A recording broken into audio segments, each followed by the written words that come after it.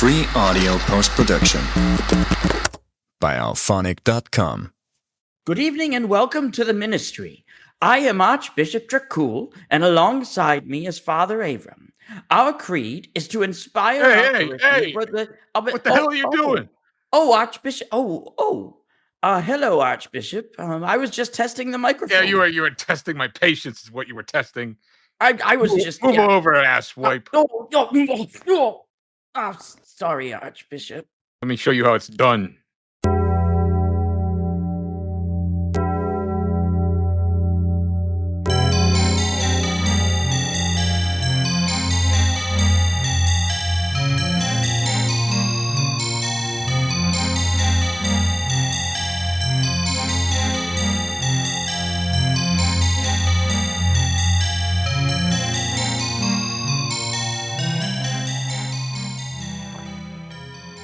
Good evening and welcome to the miNEStry. I am Archbishop Dracul, and alongside me is Father Avram. Our creed is to inspire our parishioners with reflections on the Nintendo Entertainment System. Tonight we are reflecting on Wizards and Warriors, a 1987 action platformer developed by Rare and published by Acclaim. Wizards and Warriors was Rare's second NES release after the black box game Slalom. Rare went on to develop more games in the series such as Ironsword and Kuros, Visions of Power. Tonight our visiting deacon is Jeff Gabor. Welcome. Hey.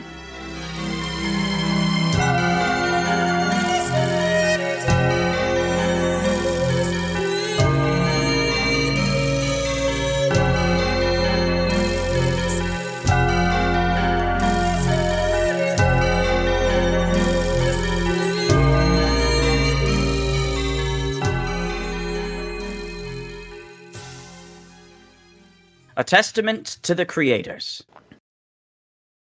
Chris and Steven Stamper, directors.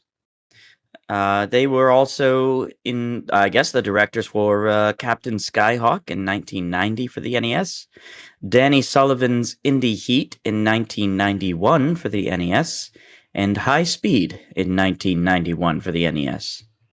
Paul Proctor, programmer and designer. Also credited for Marble Madness in 1989, California Games in 1989, and Pinbot in 1990, all for the NES. Rachel Edwards, graphics.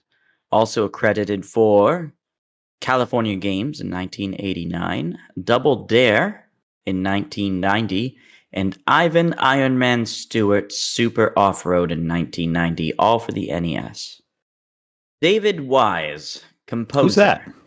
I've never heard of him. Also did John Elway's Quarterback in 1989.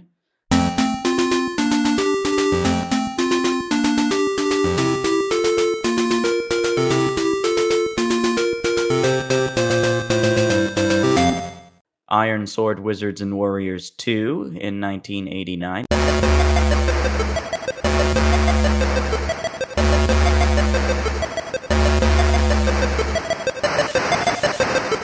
And Wizards and Warriors 3 Kuros Visions of Power in 1992.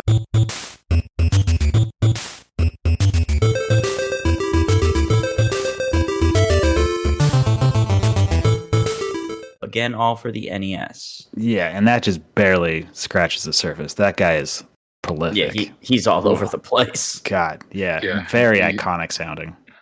He's done a lot.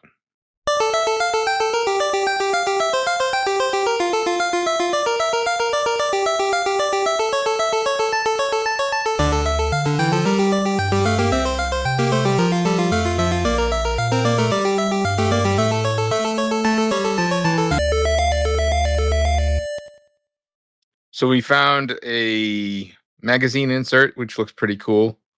It's basically the cover art with some screenshots and a little synopsis of the story. And then we found a poster, which showcased Wizards and Warriors with other Acclaim titles, such as 3D World Runner, Star Voyager, Winter Games, and Tiger Heli. A reading from the ad. You're Kuros, the Night Warrior, hero of the Books of Excalibur.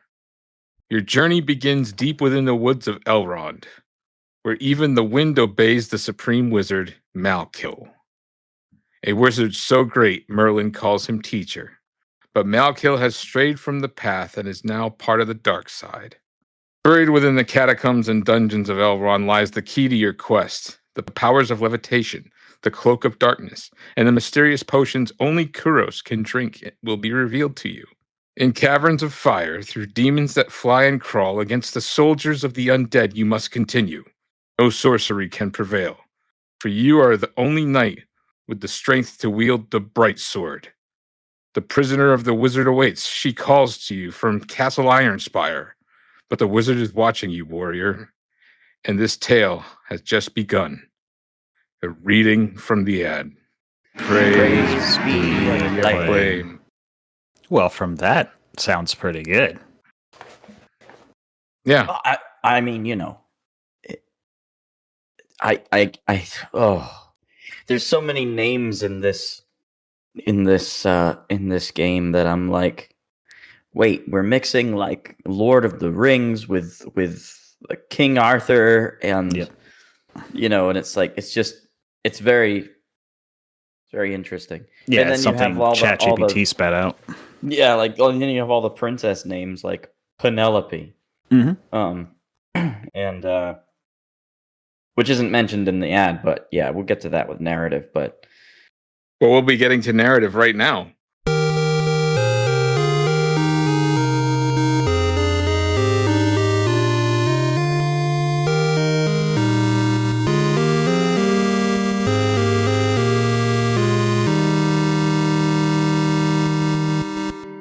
Let us discuss the 7 categories for which we execute judgment on Wizards and Warriors. Category 1 is the narrative. A reading from the manual. She's sleeping now, the princess. But who knows what he has planned for her once she awakens? He is Wizard Malkil. Legend has it that Malkil was once one of the greatest. So great, in fact, that even the renowned Merlin was his pupil. But alas, Malkil has gone mad with age and turned his powerful magic to the dark side. You are Kuros, the only knight warrior brave enough to enter the woods of Elrond, strong enough to wield the bright sword, powerful enough to ward off the demons, the undead, and the caverns of fire, and clever enough to discover where Malkil has hidden his prisoner.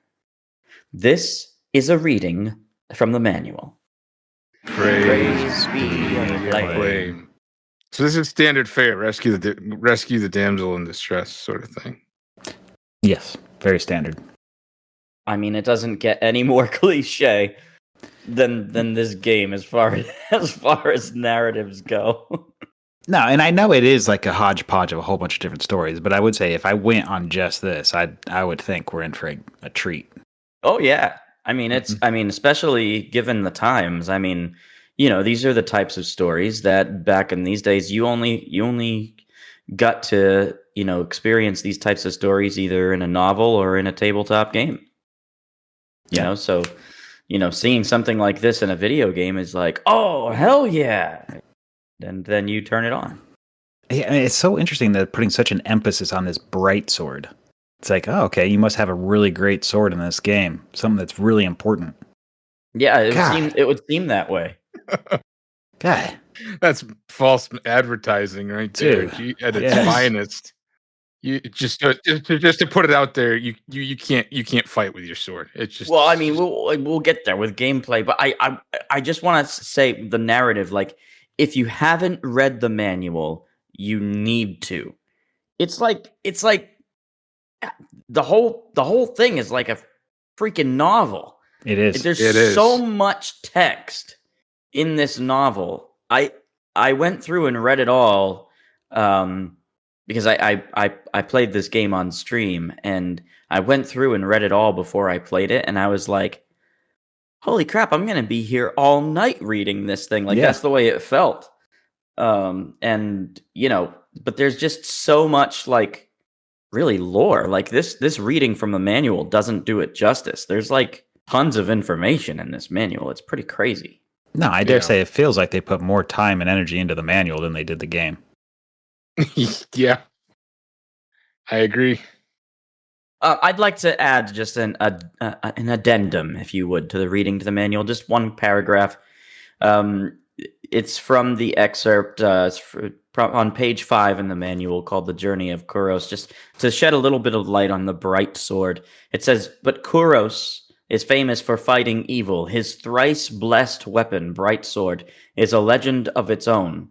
So fighting irksome insects, menacing monsters, or even ghoulish otherworld characters should prove to be second nature. So that's all there. I just wanted to add that in as a little some textual flavoring, if you would, to our conversation that will surely happen in a few minutes. Right.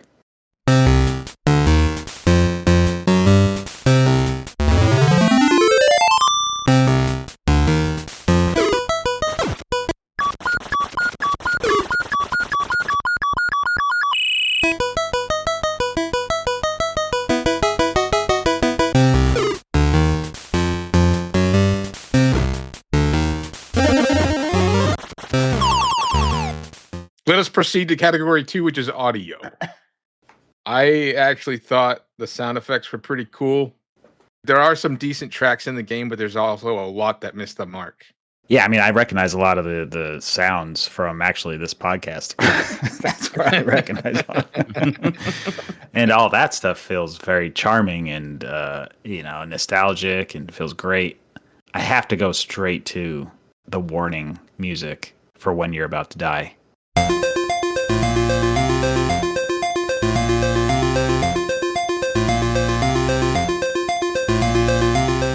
Could there be anything more annoying and off in terms of the tone? Yeah. God, I hate it. It gets. It felt like it felt like Marble Madness. All of a sudden starts. You know what I mean? Yeah, and it doesn't sound like a warning that you're running out of health. It's like, oh, did I get a power up? Is there something happening? Like, I think something good is happening. Yeah, and then you die. And next thing you know, your leg is hanging off the side. Yep, you're just flailing. I actually do like the death animation in this. It's very cute. I agree. The death animation is one of the best on the system, I gotta say. Yeah. But that's for graphics, goddammit. Yeah, I know. We there's so many overlapping things to talk about with this game, though.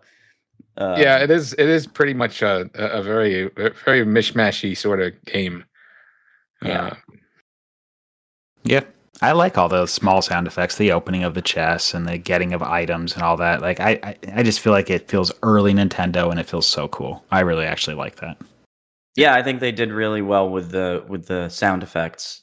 And I do like, a few of the tracks. I just feel like they get tiring very quickly. Mm-hmm. Yeah, like that one that's like, I think it's when you're in the tree in the very beginning, it's like.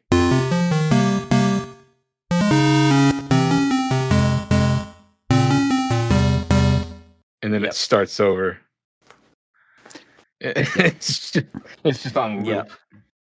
There's a lot of that in this game. You kind of expect it to play something else, and then it doesn't. Yep.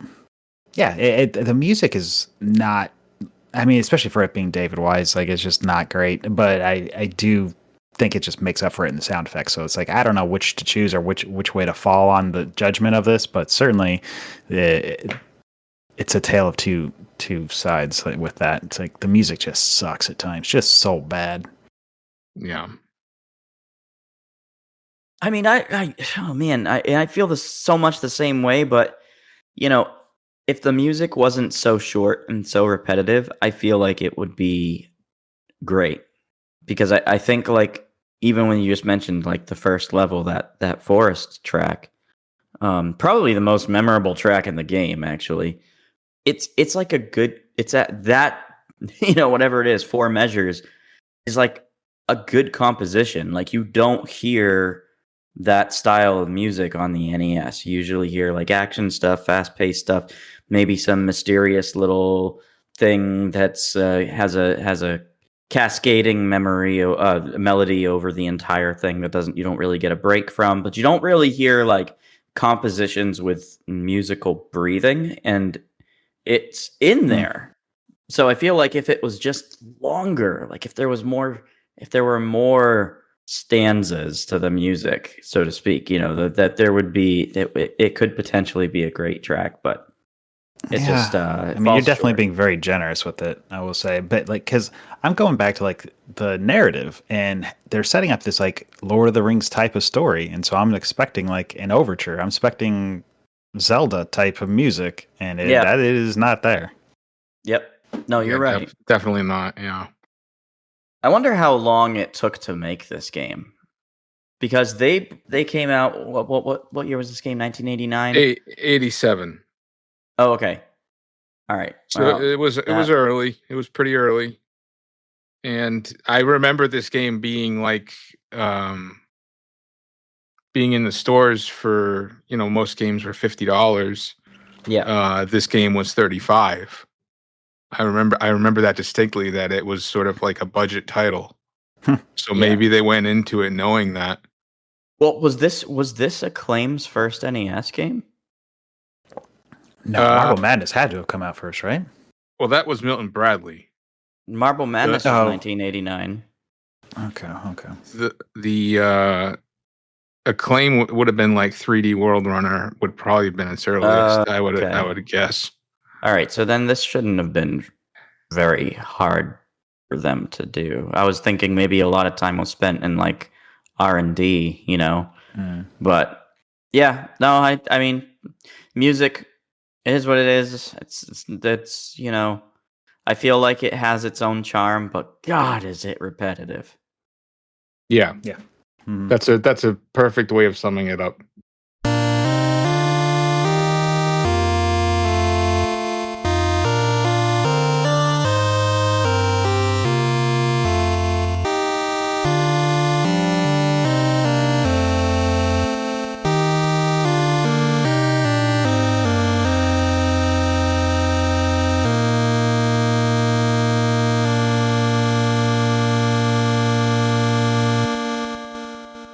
Let's move to category 3, which is game design.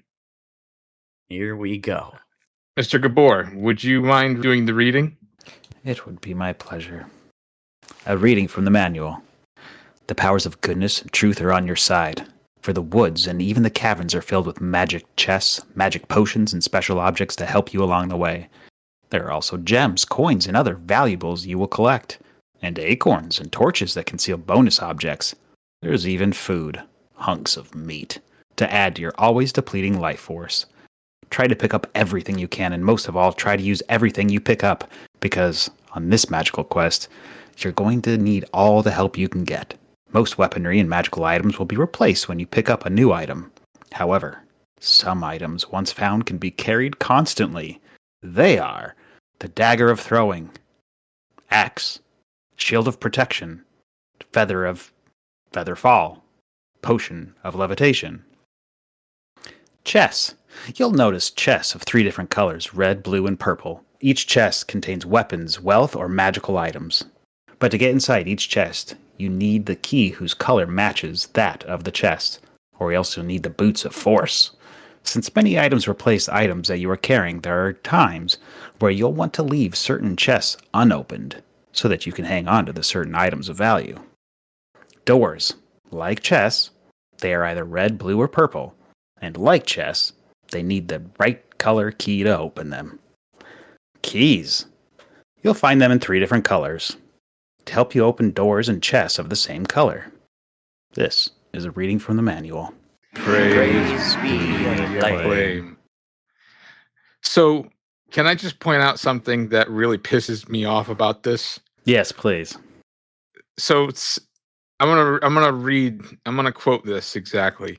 Since many items replace items that you are carrying, there are times where you'll want to leave certain chests unopened. How the fuck are you supposed to know what's in a chest? Exactly. Remember, you have to replay it. God God. Give me a break. Yep. Well, I mean, what really gets me is like some of these things. Like if you don't get them, right? Like I quoting this, like you did. For the woods and even the caverns are filled with magic chests, magic potions, and special objects to help you along the way. And if it should actually follow to say, and if you don't pick them up, you are surely fucked. Like, Yeah. Yeah. You know how many times I had to restart this game? Yeah. The dagger of throwing, the shield of protection, the potion of levitation, and the feather of featherfall are critical to completing this game. All of them. Absolutely. Yes. I swear to God, like I'm not 100% sure, but I was just playing the game casually and got to the third level, and I feel like I didn't pick up the feather fall and the magic jump thing, and I feel like I was soft locked. I could not get the key. There's this slope, and your character, if the slope is too great, you slide down. And you cannot get over this one particular area unless you have those items, and they're not on that level anymore, unless I just missed it. So I was just like, I guess I'm soft locked. I guess I'll reset. That happened to me too. If you don't take the Pissed me time, off. if you don't take the time to master the jump to get the feather of featherfall, because that jump is stupid. Yep. If you don't take the time to Can you master describe that it a jump, little bit? you are completely soft locked. So you're in the cave. It's is it the third level? I think it's the third level. To get the featherfall, I think it's the second level. Is it the I'm second? almost positive Okay. it's the ice cavern. Yeah, so you're in the cavern, you're on a platform, and you have to jump. How do I describe this? You have to jump into a cave opening that has one of these slopes that Deacon Gabor mentioned, where if you land on the slope, you slide down. You have to get over the slope in order to actually land and enter this cavern that has the chest with the feather of featherfall. But if you don't land the jump, or if you don't make the jump, because I think that's actually the key, if you don't make the jump perfectly, then you will either hit the ceiling and fall short, or if you undershoot it, then you just don't hit the ceiling, but you just land on the slope and slide down. Mm-hmm. Over and over again. It's like the closest thing to a pixel perfect operation that I have ever seen in a critical path for completing a game. And the easier route to do it, and this still is by no means easier, is you go down one level, and there's a potion that kind of speeds you up, which kind of gives you a little farther of a jump, horizontally speaking. And so, but to get that potion and to get back to where you need to jump, you basically have to have a perfect speed run to that moment. Like you cannot miss one jump. So it actually feels like, oh, I'm not supposed to use this here because it feels too tight.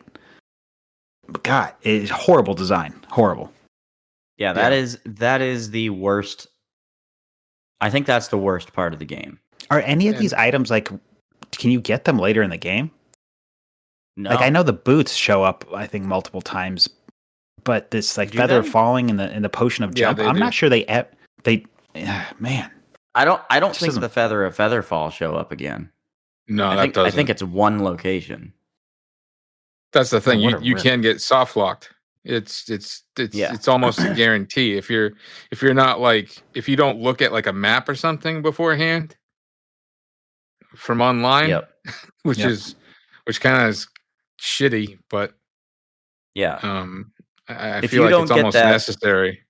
If you don't get that feather of featherfall and you somehow make it to the last level, good luck trying to climb up that castle face without featherfall. Yeah. You haven't explained what it is. That's true.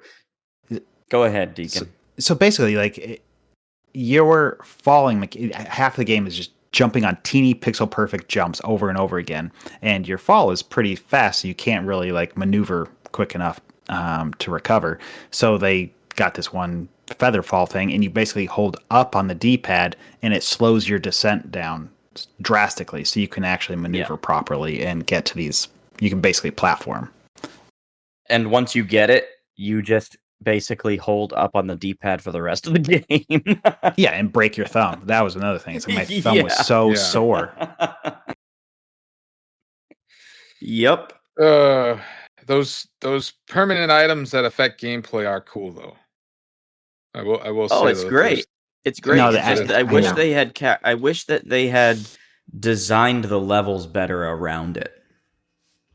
Yep. Yeah.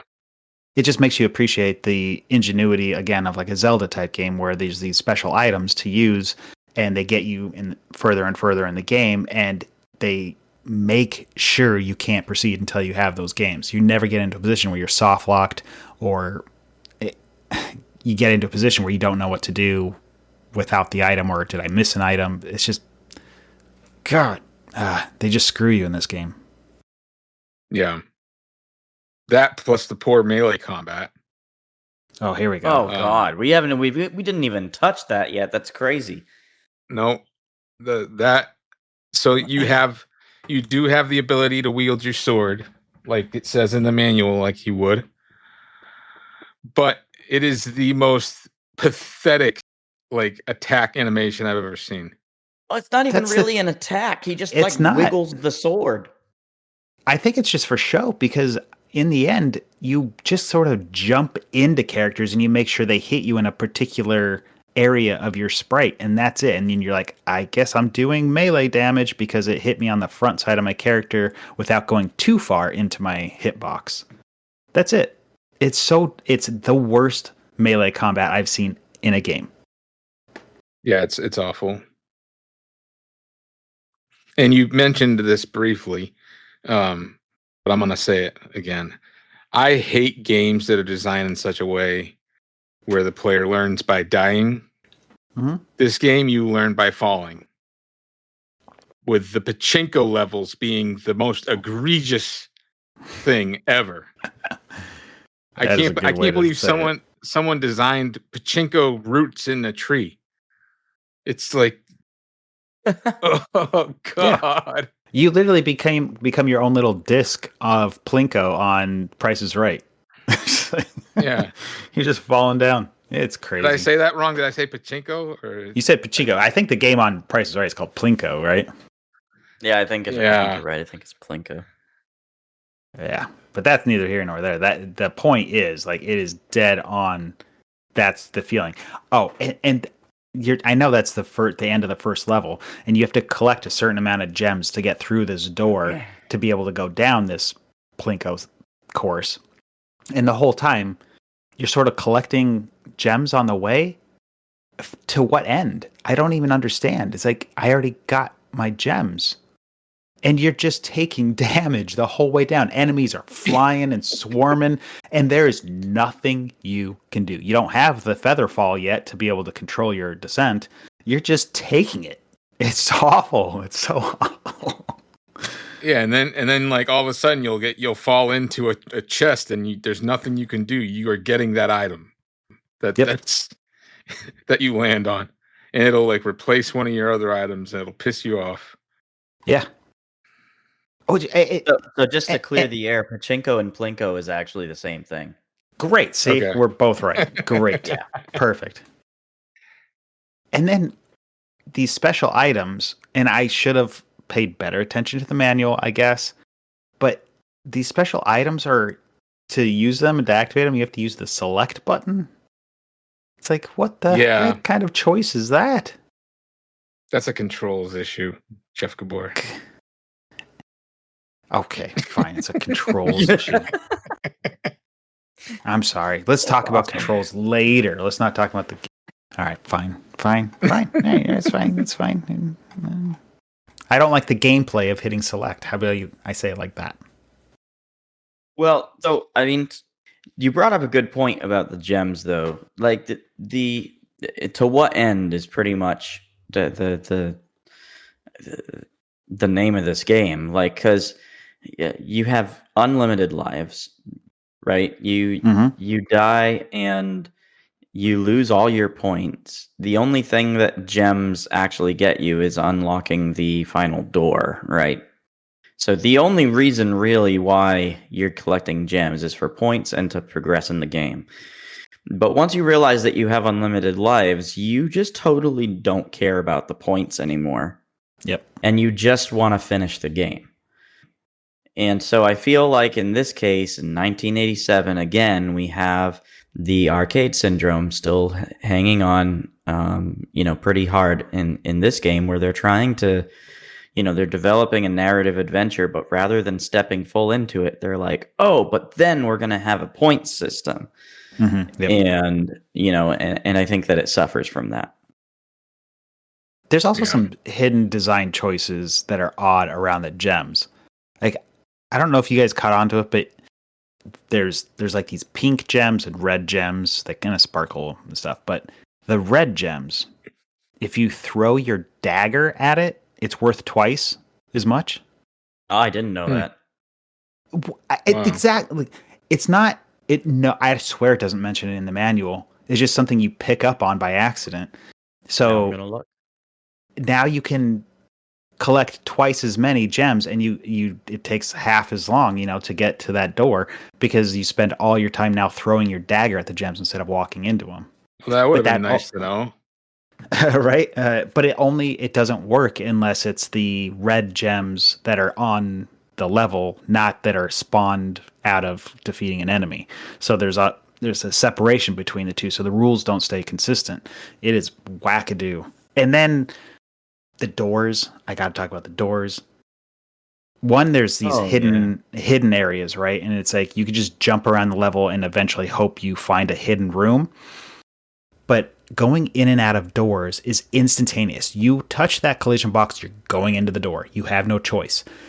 Now, this often happened to me, is I would find a secret room by accident, but I'm in the middle of still tapping jump, because you're constantly jumping this game, and I will go into a secret room that has all these gems that I need to get, but because I'm tapping jump, I immediately jump right out of the room, and you do not get to go back into a secret room.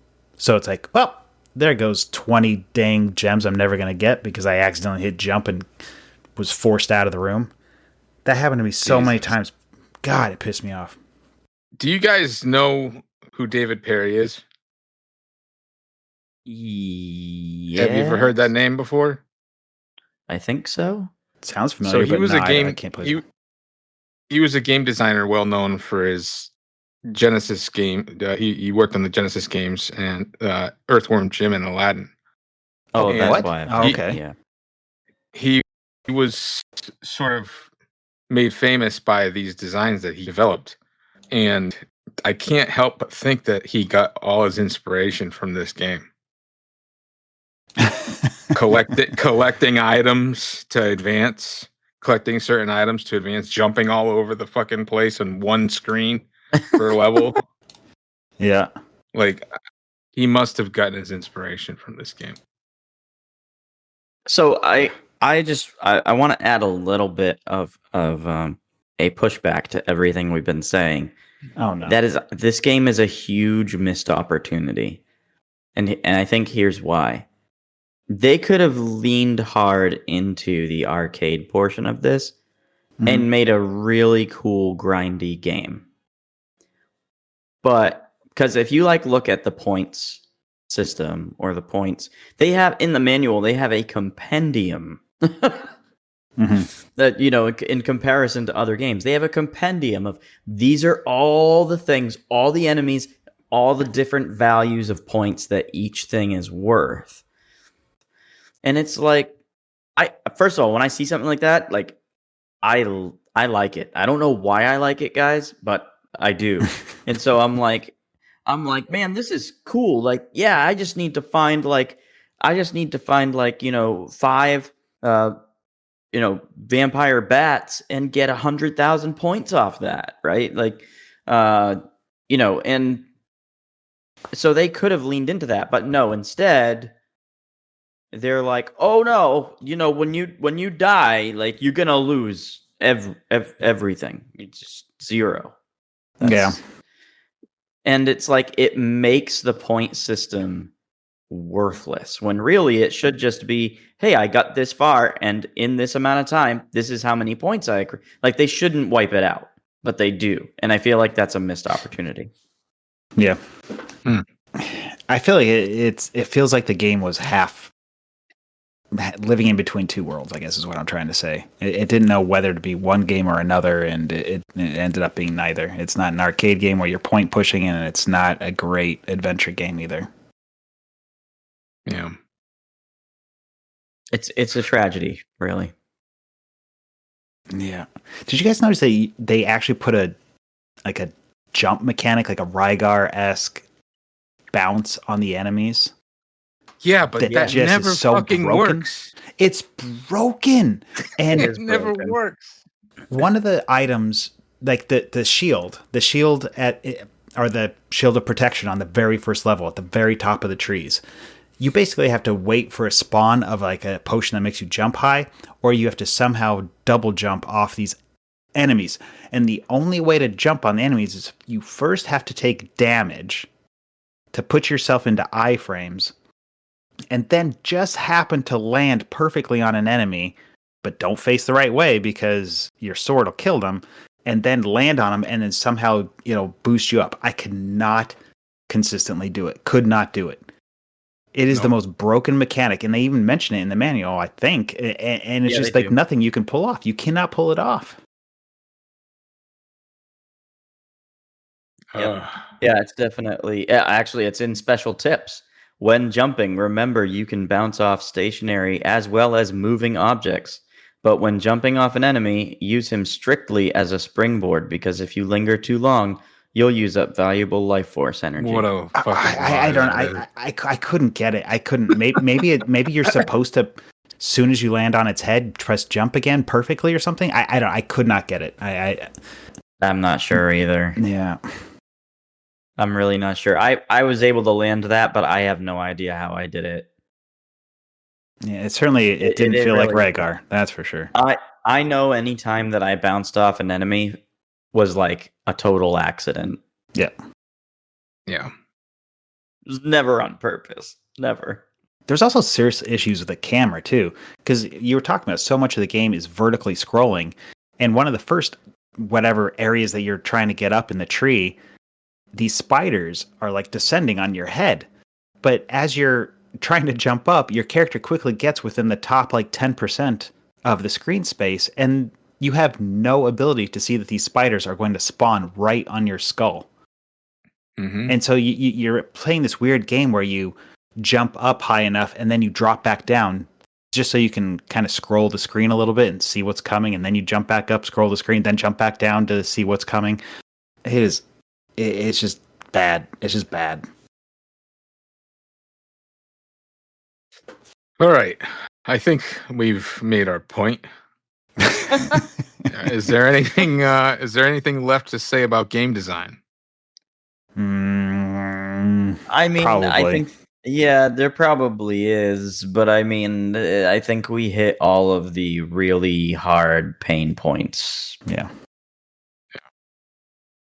I feel I'll mention one other thing, is that the for as many times as you die in this game, they did not need to add retracting platforms in the side of the castle. Like, I could have done without that garbage. Yeah. I don't know how many people ever got there. I beat this game in one sitting. Yeah, maybe I was going to say maybe because of the unlimited lives type of thing. Maybe it's actually more people got there than I think. But I mean, the first time I played it, first time I played it a while ago. I think I played it. The last time I played it before this podcast was about, I don't know, it was like a year or two ago. Last time I played it, and I got soft locked, just like you mentioned, and I was like, "Yep, I'm done with this shit." No, but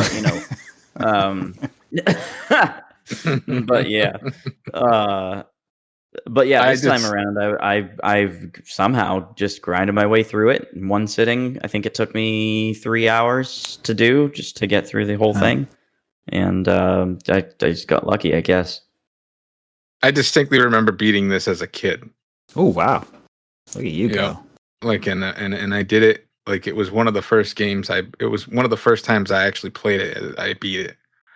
And I back then it was a rental, or no, actually I borrowed it from my friend Ben, and because he owned it, and I borrowed it from him, and so I didn't have the manual, so I just played it, and I must have got lucky or something, or I don't know how I got past some of these things that would soft lock you. Like I have no recollection of it. Maybe it was too painful to remember. I don't know. Suppressed memory. Yeah. But I do remember beating it. I didn't beat it this time around. But that's so sad. It's like the 9-year-old gamer in you is better than the gamer that's in you now. That's sad. That's true.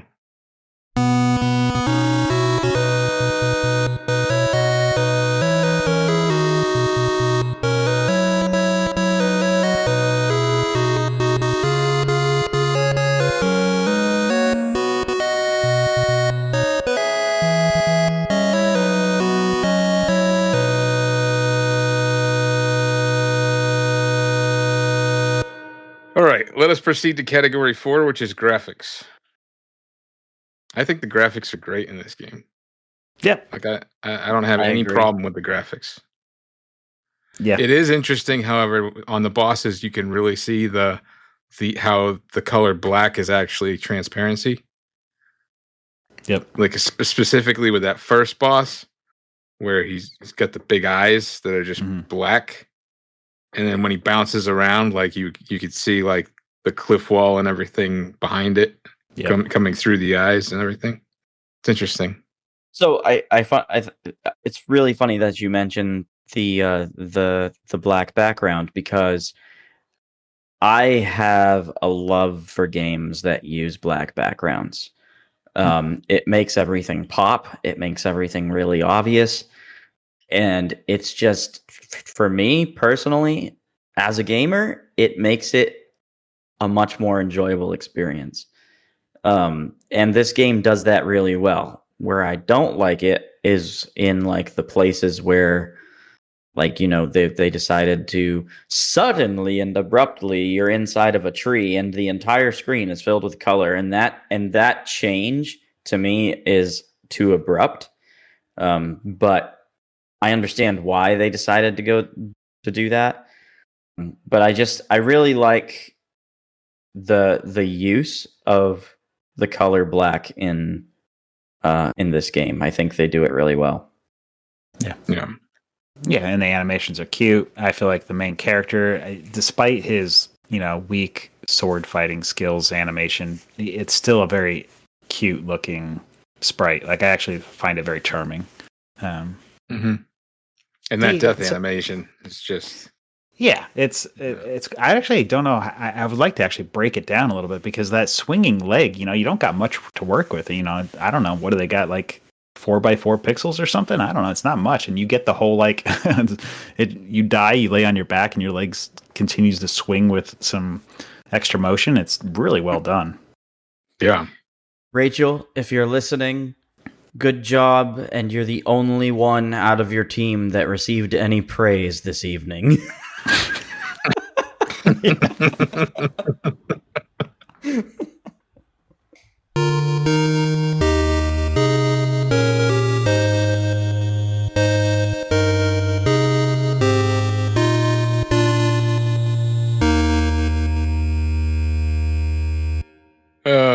Let us proceed to category 5, which is box art and presentation.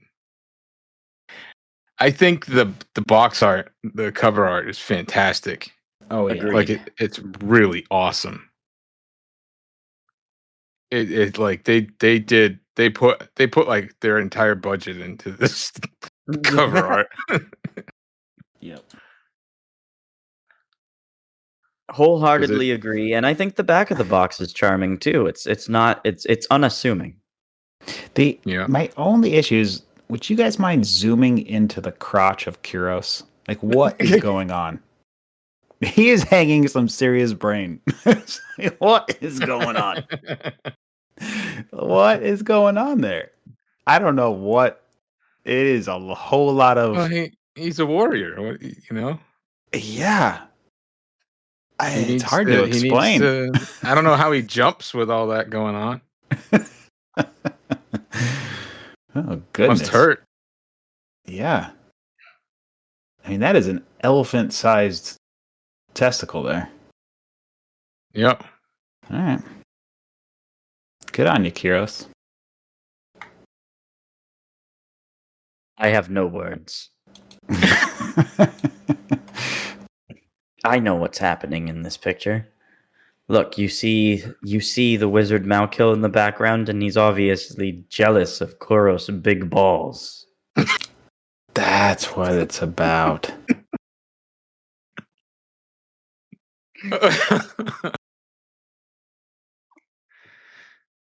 I like how you said that. I like how you delivered it. It was like, you're like, Kuros' big balls. God.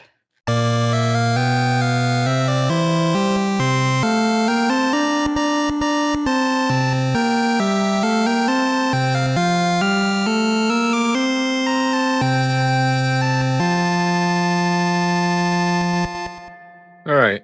Let us proceed to category 6, which is fun factor. Exploring and finding weapons and items is fun. Tiny platforming and falling all the time is not fun. Pachinko areas are extremely frustrating. That's what I have written down. I mean, seconded. I feel all of that. However, I gotta say it, guys. I had fun playing this game, for all of its quirks, for all of its flaws, and whatever. Like, yeah, it left so much to be desired as a game, but at the same time, like, there was an element of atmosphere that I think the graphics makes a lot of room for in this game that isn't found in a lot of NES games. Mm-hmm. Yeah, honestly, I can't completely disagree. I did not enjoy the game playing it casually, but once I committed to having a bit of a guide, I actually found it quite enjoyable. And it's like you get those couple items that are crucial, and the game opens up for you, and it's actually not a bad game. The fact that you don't start the game over each time you have to use a continue made it actually quite fun. I don't think I would say it holds up to the test of time, and I would never make my kids play it, but it is, for my sake, it was enjoyable. I thought you were going to say the testicles of time. Oh, what a missed opportunity. I was going to mention that that we haven't mentioned is that you have unlimited continues, and that makes the game accessible. Mm-hmm. And I swear, if they didn't have that, this game you wouldn't be able to play it. You would burn through your continues if you didn't have that. Like, they probably started this game with like, oh yeah, I have 3 continues just like all the other games out there or whatever, and they probably did that. And they're like, hey, we can't get past level 1. Yeah. And I don't think you guys are too much into retro achievements, but one of the achievements I think is to get through the game without using a continue. And I was like, I will not be mastering this game. I will not badge this game. There's no way I'm ever going to do that. Who the hell does that? I don't know. I don't think, to me, it feels impossible because the RNG of these enemies flying all over the screen just is like, it's not your fault. You just get whacked constantly. I can't imagine the amount of hours you would have to sink into playing this game in order to get that badge. Yeah, it just feels like you have to just spin a wheel of luck and just things didn't fly into your face constantly. If you're a retro achievements dev and you put together these badges, shame on you. Do something about it. Dude, that is my biggest. I know this is about Wizards and Warriors, but retro achievements, I will say, like, I like doing them casually, but to badge games, they make you hate games you love because they put in stuff like that. No, that's true. I've run into that a couple of times myself.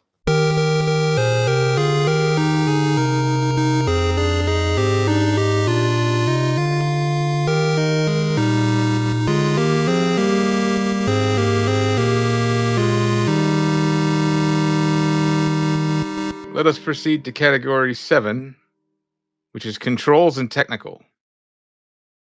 Outside of the use of the select button, which was already mentioned, and the bouncing, the broken bouncing. I can't really think of anything else that's noteworthy to mention. Well, I think we mentioned one of them, which is you have to hold down up once you get the Feather of Featherfall. It would have been much better to have that as like a toggle, but you have to actually hold up, and that makes it really painful. Yeah, if you would have been able to just continue to hold the jump button down to slow yourself down, that would have felt a lot more natural. Yeah. Yep. Other than that, we already mentioned the jump mechanic being broken. That's definitely a flaw, a technical flaw. The camera was mentioned earlier. That's definitely a technical flaw. You could say that the physics, you fall too fast. Like that's a problem. That's a technical problem. I kept falling through the bubbles a lot. I don't know if you guys had that. It's like if you tried to use your extra high jump while you were on a bubble, you'd actually fall through the bubble. It's so. I know it's a minor remark, but it did frustrate me. Yeah, I don't know if I noticed that. That's interesting. Huh. Yeah, so that's definitely a problem. If any of this stuff was by design, it wasn't obvious. It seems like a technical issue, not like a design issue. True. Let us proclaim the hints and cheats of our game. A reading from the manual. Special tips. Remember to leave no corner unexplored, no stone unturned, and nothing left behind, because you are going to need all the weapons, magic, and special items you can get your hands on. When jumping, remember you can bounce off of stationary as well as moving objects. But when jumping off of an enemy, use him strictly as a springboard, because if you linger for too long, you'll use up valuable life force energy. To progress to each new level, you need to have collected a certain number of gems. If you find it repeatedly impossible to get through a new level, it may be that you haven't ever collected enough gems. Who wrote this? Never in your history have you ever collected enough gems. When exploring the castle, don't be surprised if you find that the princess is not the only beautiful young maiden that evil Malkil has kidnapped. You'll find he had several other damsels locked away as well there. Wow, what a perv. He might just be protecting him from Kuros' large balls. I was thinking the same thing. Yeah. Hey, he's got a lot of seed to spread. When you lose a game, you want to start over from the beginning of the last level where you were in. This makes no sense. When you lose a game and you want to start over from the beginning of the last level you were in, press any button within 5 seconds of losing all your life force energy. Do you guys understand that? I think they're talking about the continue timer, but it's not 5 seconds, it's 10 seconds, right? And you don't start from the beginning of the level, you start exactly where you died. Right. Yeah. Some caverns and castle rooms are dead ends, so make sure you want to go in before you discover there's no way out. I never ran into that. How does it even make sense though? Like, hey, behind this door might be a dead end. So make sure you want to go in here before you go in here, because you might not be able to get out. It's the same thing as what's in the chest. Yeah. Yeah. You know? It's like, make sure you want to pick up the item in this chest before you open it. Because once you open it and pick it up, you're going to be stuck with it. So make sure that you want the item in the chest. Well, how am I supposed to know? Just open the chest. Right. You're stuck with it. Oh my Right. God. It's a horrible conundrum.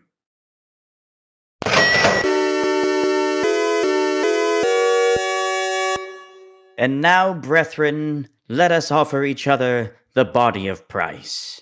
This is the section of the show where we go over the game price then and now.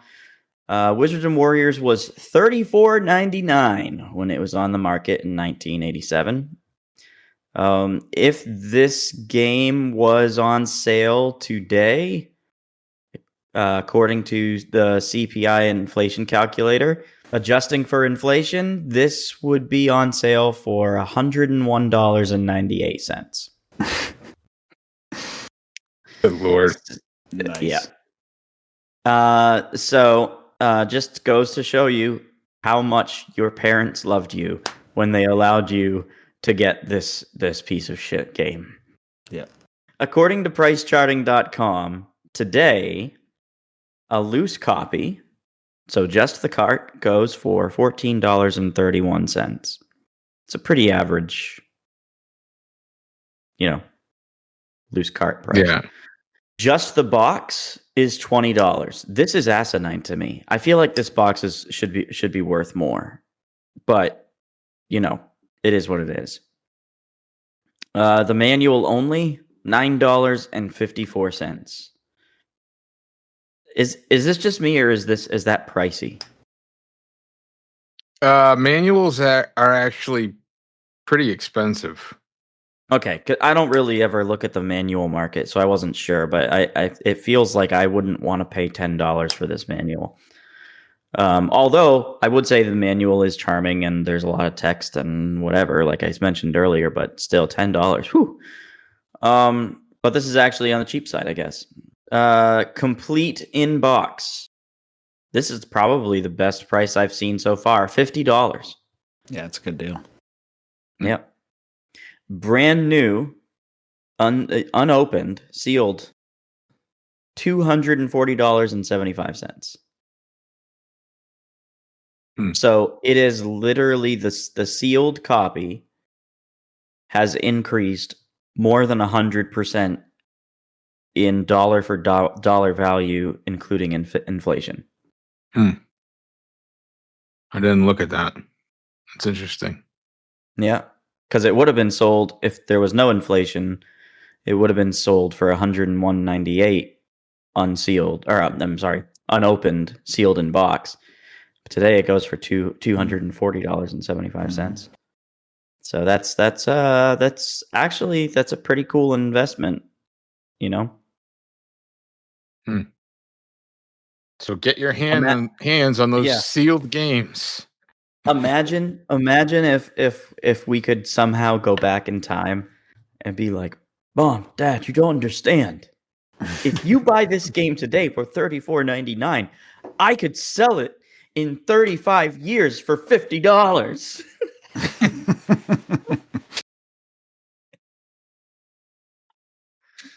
You're like, oh, really? How much would it be worth if we didn't open it? $240.75. Okay, great. We'll buy it. Great. Can't wait to play it when you get home. Oh, you're not fucking playing this thing. This is going in the vault.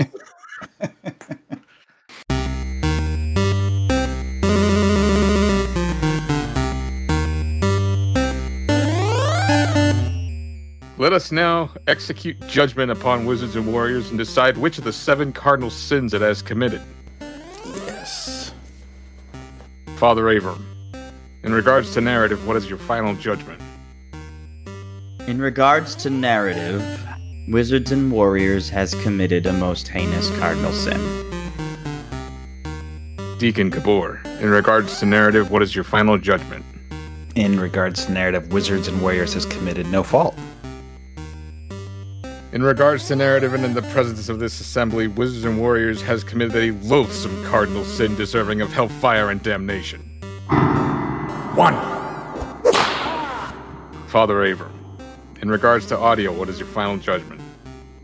In regards to audio, Wizards and Warriors has committed no fault. Deacon Gabor, in regards to audio, what is your final judgment? In regards to audio, Wizards and Warriors has committed a most heinous cardinal sin. In regards to audio and in the presence of this assembly, Wizards and Warriors has committed a loathsome cardinal sin deserving of hellfire and damnation. 2. Father Avram, in regards to game design, what is your final judgment? In regards to game design, Wizards and Warriors has committed a most heinous cardinal sin. Deacon Gabor, in regards to game design, what is your final judgment?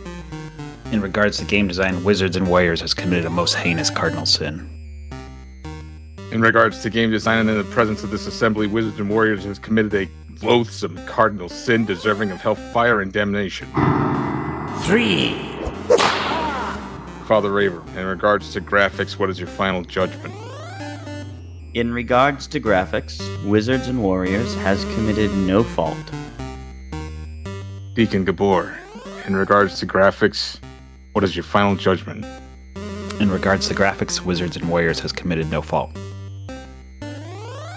In regards to graphics and in the presence of this assembly, Wizards and Warriors has been spared.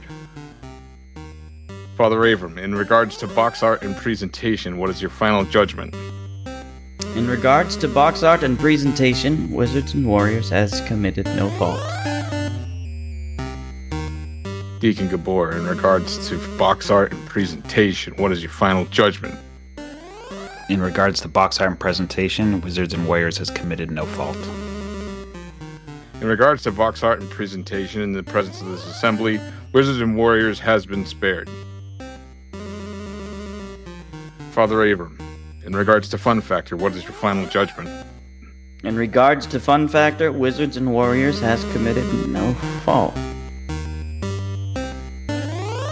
Deacon Gabor, in regards to fun factor, what is your final judgment? In regards to fun factor, Wizards and Warriors has committed a most heinous cardinal sin. In regards to fun factor and in the presence of this assembly, Wizards and Warriors has committed a loathsome cardinal sin deserving of hellfire and damnation. 4.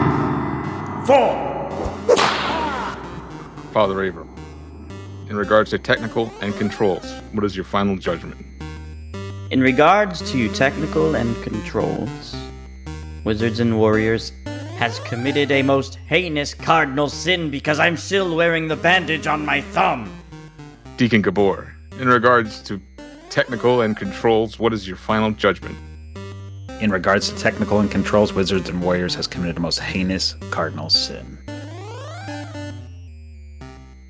In regards to technical and controls, and in the presence of this assembly, Wizards and Warriors has committed a loathsome cardinal sin deserving of hellfire and damnation. 5. I invoke the Talisman of Absolution. For what category? Graphics. I second it. Then let it be.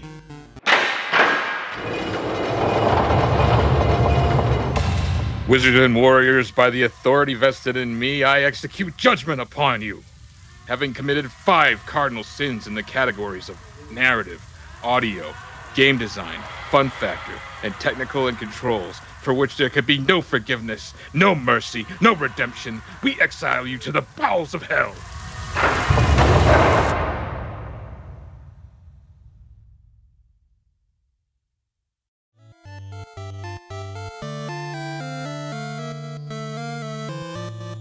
This concludes tonight's service. Remember, our liturgy does not simply come to an end. Those who assemble are sent forth to bring the fruits of the ministry to the world.